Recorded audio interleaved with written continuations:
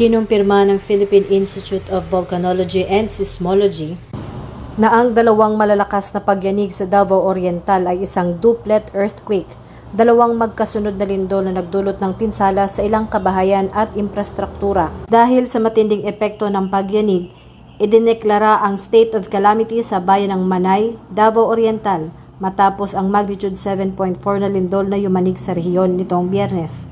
Ayon sa Office of Civil Defense, Region 11, may inulat na isang nasawi at ilang sugatan batay sa paunang ulat habang nagpapatuloy ang beripikasyon ng mga lokal na otoridad.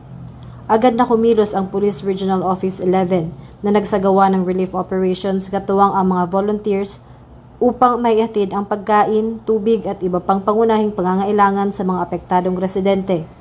Patuloy din ang search, rescue at clearing operations sa mga lugar na labis na naapektuhan ng lindol.